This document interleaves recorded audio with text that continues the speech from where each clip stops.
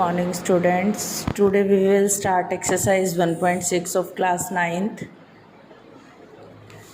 Question number first is find 64 raised to power 1 by 2.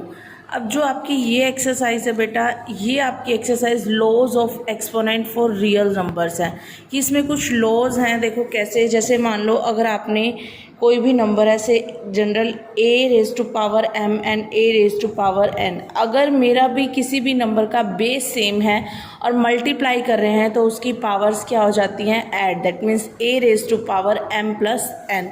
और अगर इसी तरह अगर बेस सेम है और अगर हम दो नंबर्स को डिवाइड कर रहे हैं तो उसमें हमारी पावर्स क्या होती हैं, subtract. That means a raise to power m minus n।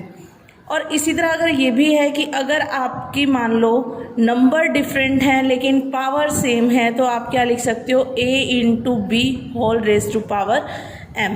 तो हमारे ये बेसिक एक्सपोनेंट यूज़ होंगे। और अगर हम ये कर रहे हैं कि a raise to power m whole raise to power n है तो इसमें पावर्स क्या होती हैं, multiply. That means a raise to power m into n।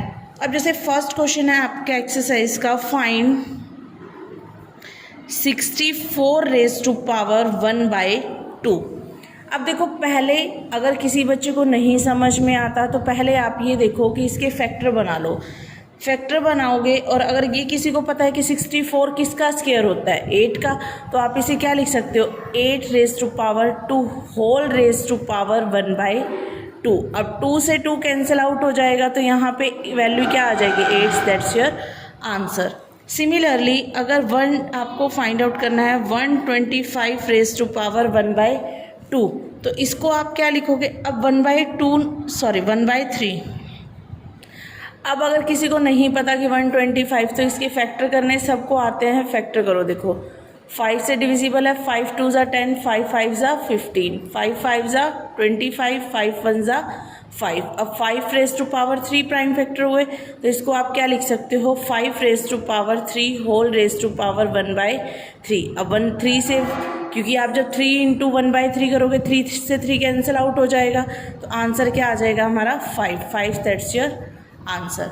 अब फर्स्ट क्वेश्चन के सारे पार्ट इसी फॉर्म में हैं, वो आप खुद सॉल्व करोगे। अगर कोई भी डाउट आता है तो आप मुझसे पूछोगे। ओके, थैंक यू बेटा।